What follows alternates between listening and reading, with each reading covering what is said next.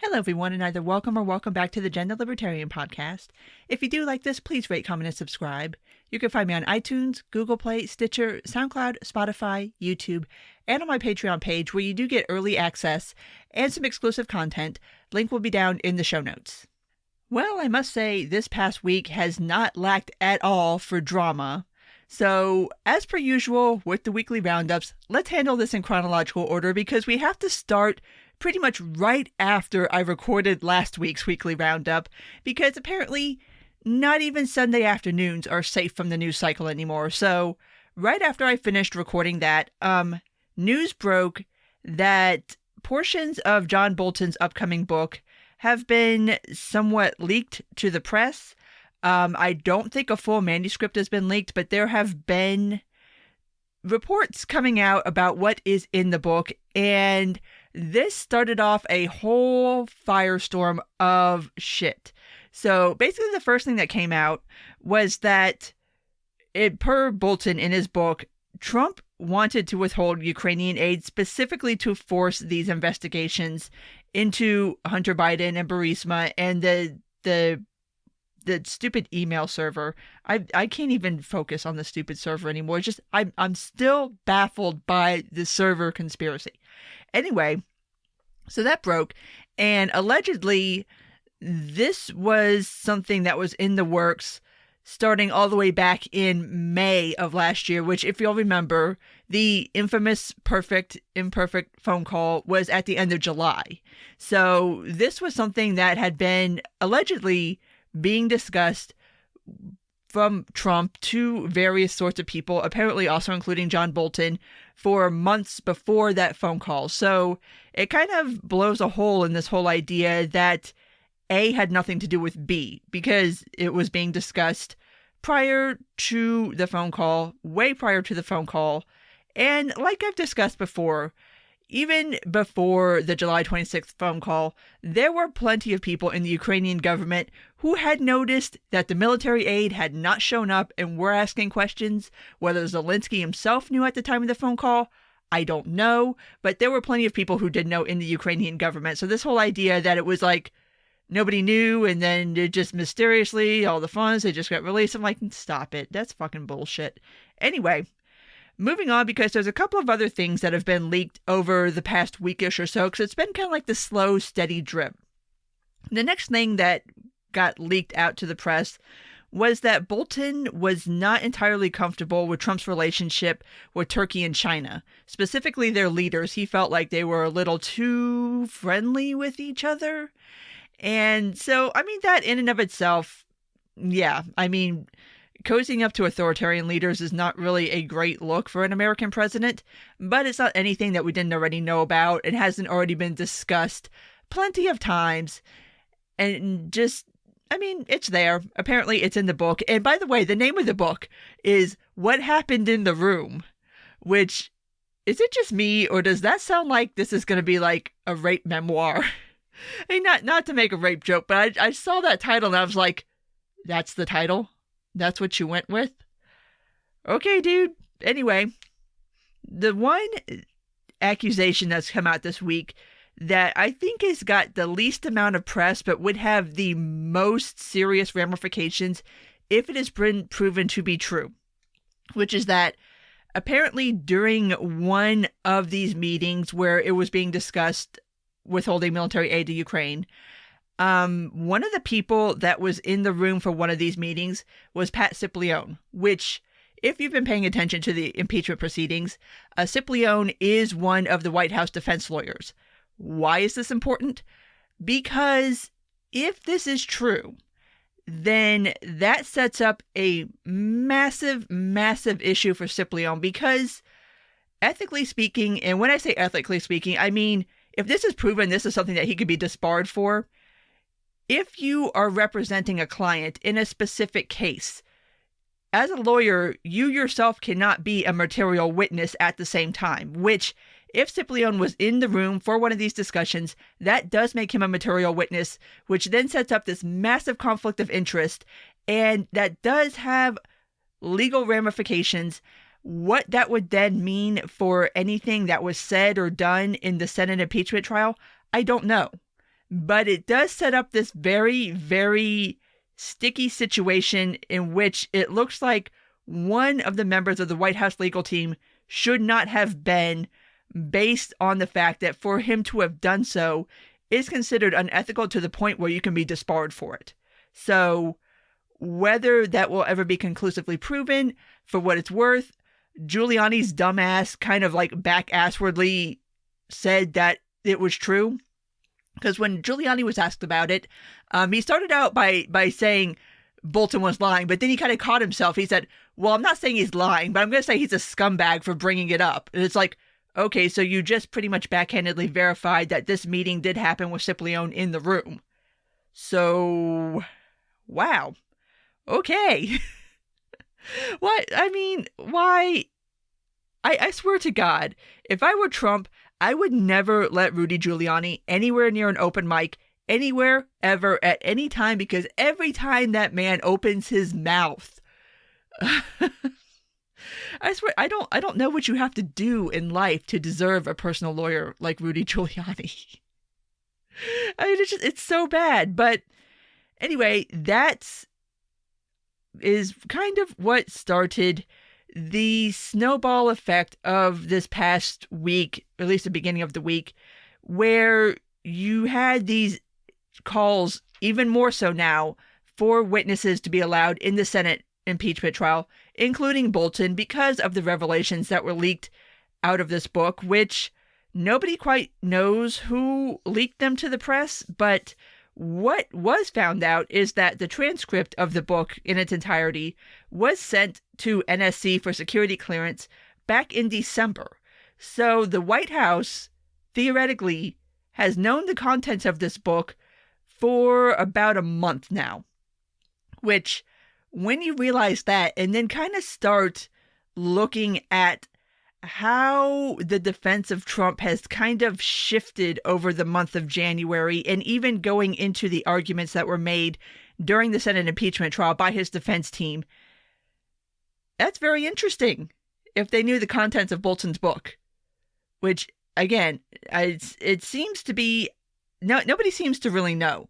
I mean, the manuscript was sent in for vetting, but apparently this is all catching the White House unawares. So did anybody actually vet the manuscript? I don't know. But for what it's worth, there's been no plans to not release the book. As far as I know, Simon & Schuster is still on board with releasing the book. It's already up for pre-order. So, yeah, I guess we'll see what ends up happening with that. But I can tell you this book is going to do numbers now.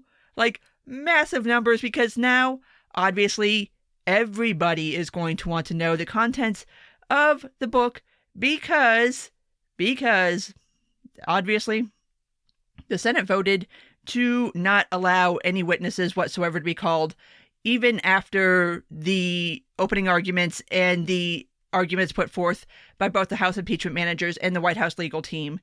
There was some poor unfortunate souls who thought maybe, because of the revelations that were leaked out of Bolton's book, that there would maybe be enough Republican senators who would be peeled off to vote yes for allowing witnesses in the Senate trial.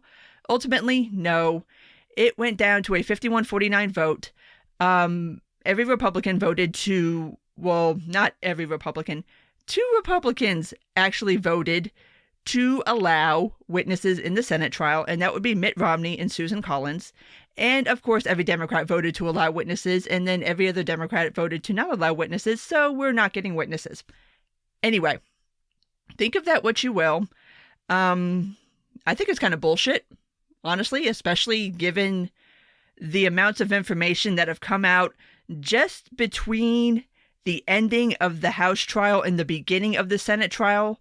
Not even just the book revelations, but the GAO releasing their report saying that, yes, the withholding of aid to Ukraine did violate the impoundment clause. I mean, that's worth discussing. I mean, maybe get someone from GAO in there to discuss that. And you still have the issue of not having heard from certain key witnesses. I mean, it seems very disingenuous to me for people to have bitched that the House didn't go through the whole subpoena process, and then kind of hand wave away the Senate just not even allowing witnesses, not even attempting to subpoena anybody or to get any of these witnesses on record. And for what it's worth, Bolton did say that he would be willing to go testify before the Senate. So there's one key witness right there who was willing to go testify. I mean, I don't understand the logic behind not allowing witnesses. And in fact, I think even strategically, this was the wrong call for Republicans because, I mean, obviously the majority of Americans supported the idea of having witnesses in the Senate trial. And if you wanted to really stick it to Senate Democrats who are currently running for president, the way to do it would have been to prolong this trial. As it stands right now, and this is the official schedule for next week, Monday and Tuesday will be closing arguments. The final vote will be Wednesday.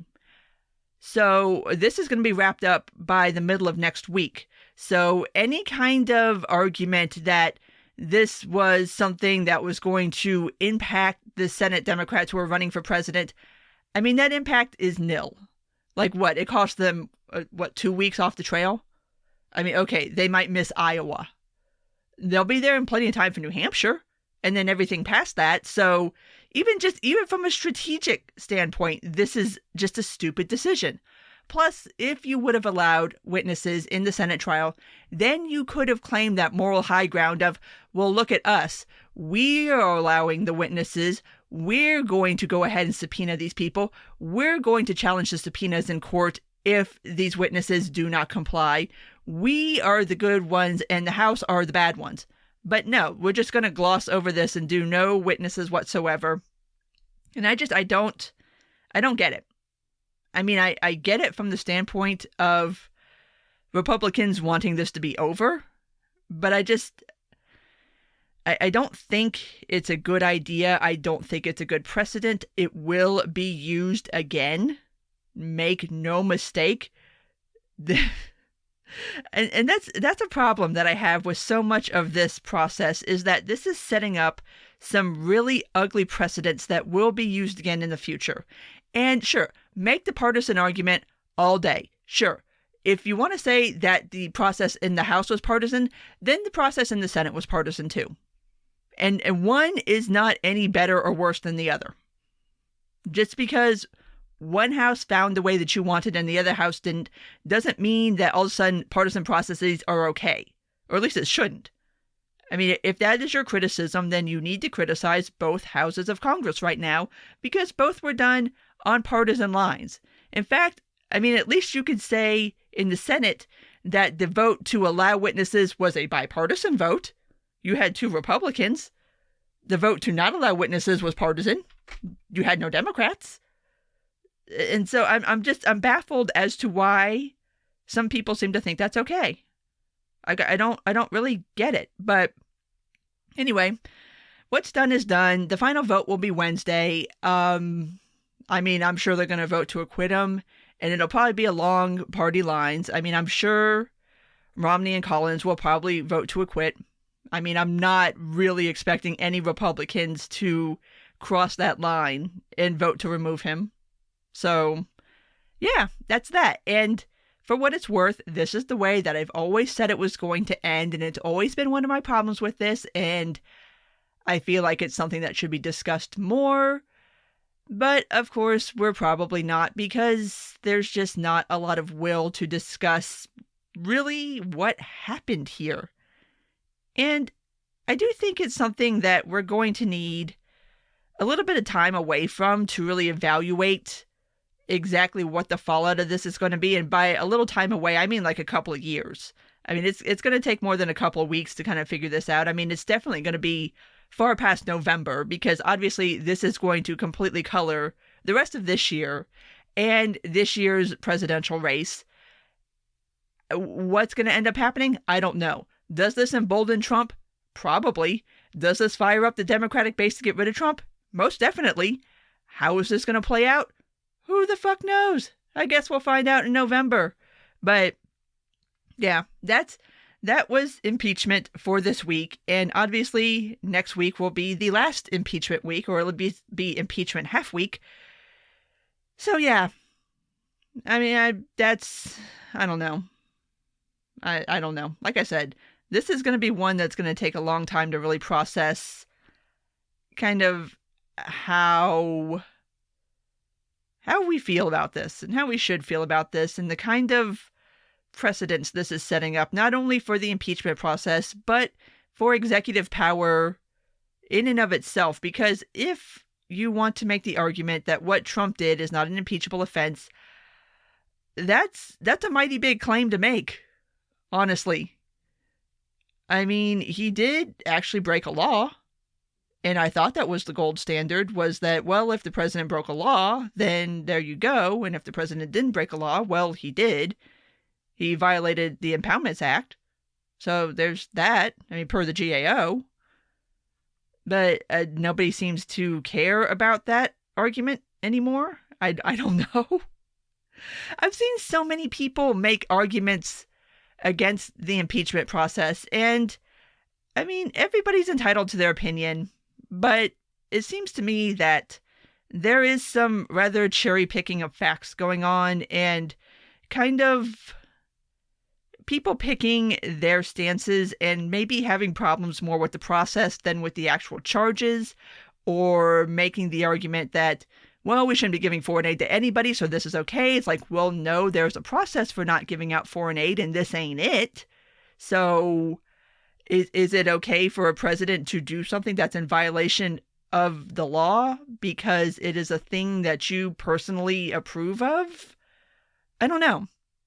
It's just been very weird for me to watch this, especially in the libertarian sphere. It's just like, I thought curbing abuse of power was a thing, and I thought holding presidents accountable for violating the law was a thing, and it's not for some people. I don't know. Anyway, moving on from impeachment to some of the other things that happened this week, because there's a lot of stuff that happened this week. And even just finishing up this week, there's been some new fresh drama. So anyway, moving on. On Monday, or actually no, on the 1st, that wasn't Monday, it was Tuesday, I think, Brexit happened. So Brexit is official. The UK is no longer part of the EU. Yeah, I bet you didn't realize that happened, did you? It was news for like half a day. But it seems that so far, the UK didn't fall into the ocean. Things aren't on fire. Buildings didn't fall down. People didn't run screaming out into the streets. And from what I've been able to gather, everything's just kind of been like business as usual. So, yeah, Brexit.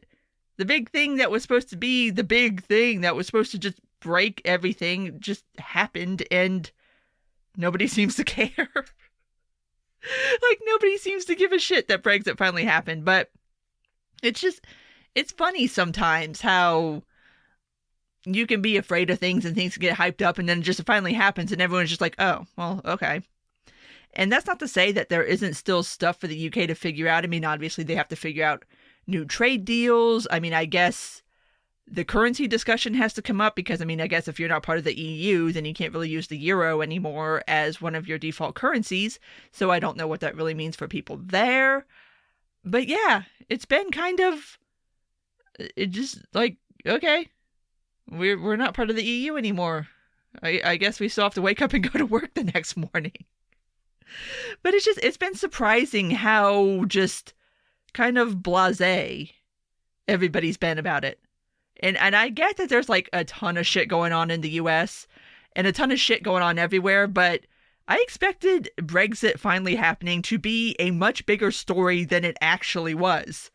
So maybe there's something in there that is indicative of where we're at right now with our news cycles and how we process news. And maybe, I don't know. I don't know what to say about that. I mean, something that's been hyped for 5 years happened, and then everyone's just like, oh, okay, whatever.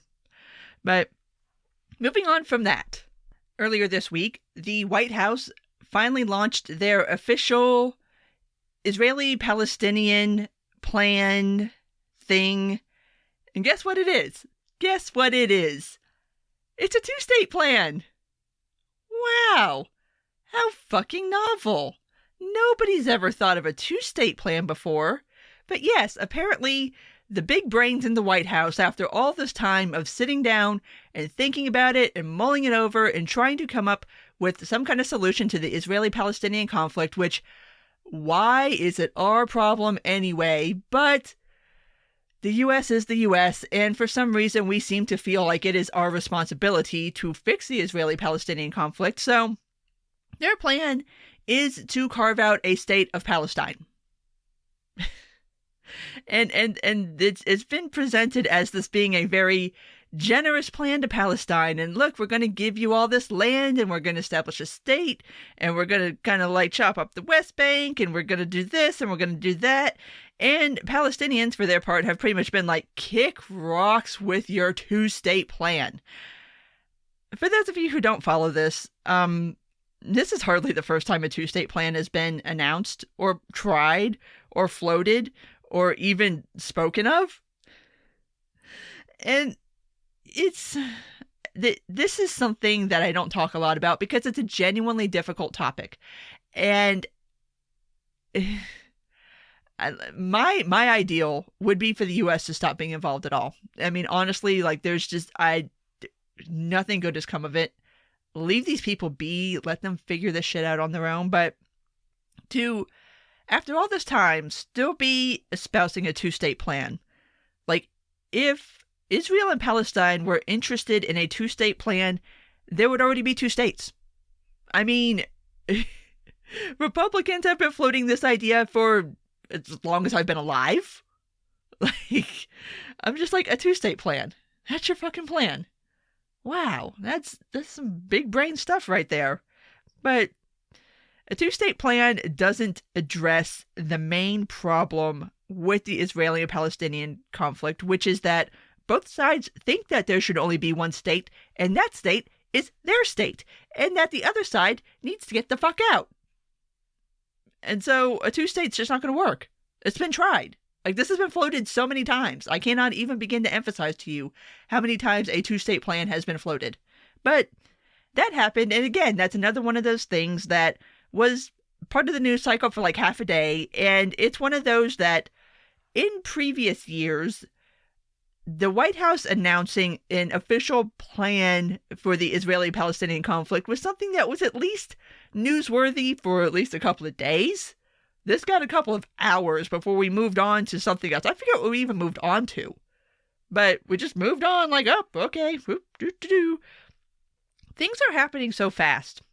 And it really kind of distorts your sense of time sometimes. But we got to keep moving on because there has been some new, fresh drama in the Democratic debate cycle. And who is going to be allowed and who is...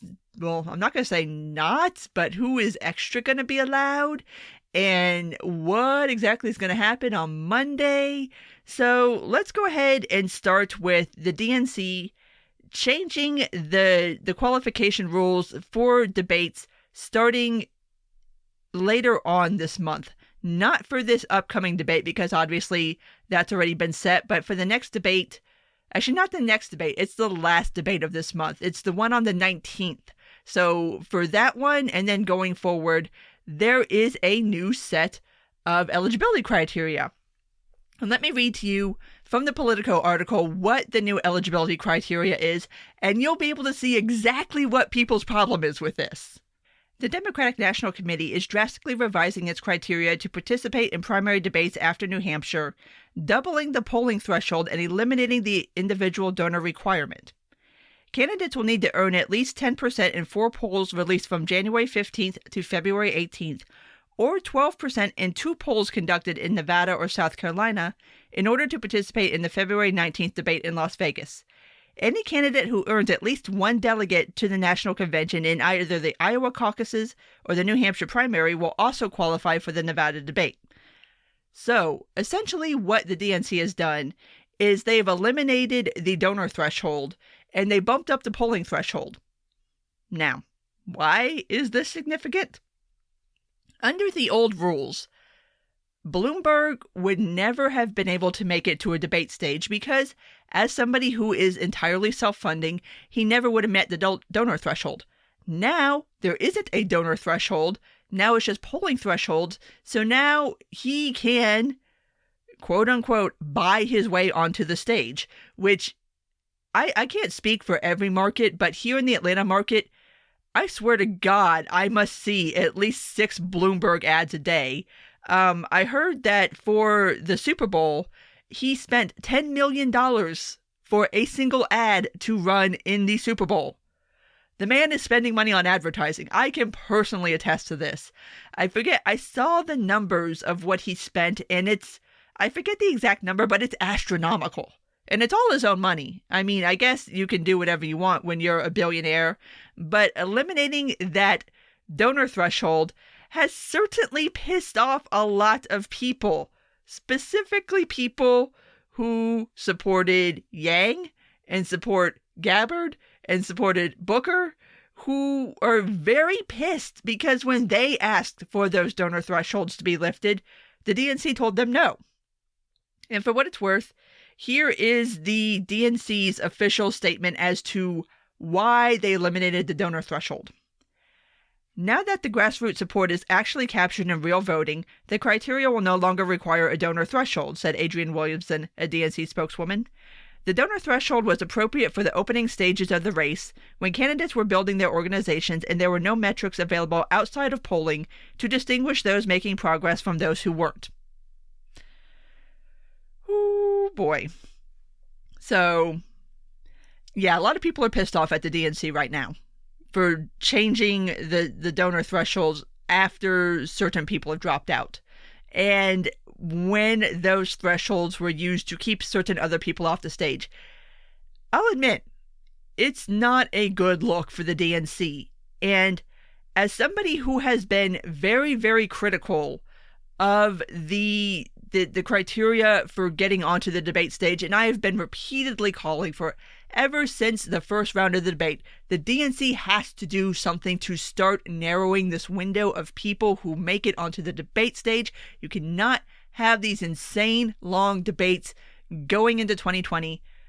This is kind of bullshit. I mean, I actually didn't hate the donor threshold sort of criteria. In fact, I wanted it raised. I didn't want it eliminated. I wanted it raised. So, I mean, it gives the appearance of kind of favoring certain people, like Bloomberg. And that, in conjunction with another incident that happened this past, I actually think it was just yesterday, that the Des Moines Register, which the Iowa caucus is on Monday the 3rd. So usually the Des Moines Register, the weekend before the caucus, posts up their final poll of Iowa voters. They pulled their poll from running over the weekend, allegedly because somebody from Pete Buttigieg's campaign called into the DNC and said that they were told that one of the people who was phone caucused was not given the option to choose Buttigieg. Okay. I mean, I cannot independently verify this, but this is what the DNC has said. This is the story they're going with. There are a lot of conspiracy theories that kind of this pulling of that last poll on top of the debate rule change is making a lot of people on Team Bernie think, oh my God, the DNC is trying to fuck us over again. Which I don't put it past the DNC. Don't get me wrong. I mean, they screwed him over once, and I'm still baffled as to why he even bothered to run this year. Like, I would have told the DNC, go fuck yourself. I'm not saving your asses. But the rumor is that, and there is some sort of evidence to this, because Bernie's poll numbers have been rising, and especially in the wake of the Bernie-Liz situation, his numbers have been rising and hers have been dropping like a rock. And there are polls out there showing Bernie in the lead. And so the rumor, the conspiracy theory is that the Des Moines Register poll showed Bernie as number one. And so somehow, some way, some nefariousness happened, and the DNC leaned on them to not publish the poll. That's the rumor. That's the conspiracy theory. I mean, I put nothing past the DNC. I mean, I mean, after 2016, oh my God. But yes, so now people in Bernieville are very mad. People in Gabbardville and Yangville and Bookerville and probably even Harrisville, if anybody still even cares about Kamala Harris anymore, are all very pissed off at the DNC for various and assorted reasons, which is very interesting when you take a look at next week's slate. If you thought this week was bad, here is the schedule of events for this upcoming week. On Monday the 3rd, we have the Iowa caucus. Monday and Tuesday, we also have the closing arguments for the impeachment trial in the Senate. On Wednesday, we have the final impeachment vote. Wednesday and Thursday, there are CNN town halls. And then on Friday, there's a Democratic debate. Oh, and I forgot, on Tuesday, we have a State of the Union address. So yes, we have Iowa caucus, we have State of the Union, we have impeachment vote, we have Democratic debate, and a couple of other things in there. This next week, I'm already tired. I'm already tired, and it's not even Monday yet. But yeah, I gotta figure out a way to monetize this just to start covering the tab I'm gonna run with my liquor store over the next week to try to make it through all of this. And obviously, there's going to be a lot of content next week because usually I do an episode for the State of the Union. I do an episode for the Democratic debate. There's going to be plenty of other shit to talk about, especially after whatever is going to happen tomorrow in Iowa, because now, who knows? Who the hell knows? But I'm sure that is going to be a huge, huge story, especially if Bernie wins. After everything that's happened, if Bernie does manage to win the Iowa caucus, I don't know what that's going to mean. I don't know what that's going to mean for the Democratic debate that Friday. Oh my God. Next week is going to be such a clusterfuck. It's going to be so bad. There's so much stuff going on. I'm already not looking forward to it, but there will be a lot of content. So at this point, I'm going to go ahead and wrap this one up so I can go ahead and prepare myself mentally for next week. So if you did make it this far, as always, thank you for listening. And if you do like this, please rate, comment, and subscribe. You can find me on iTunes, Google Play, Stitcher, SoundCloud, Spotify, YouTube, and on my Patreon page. Take care, and until next time.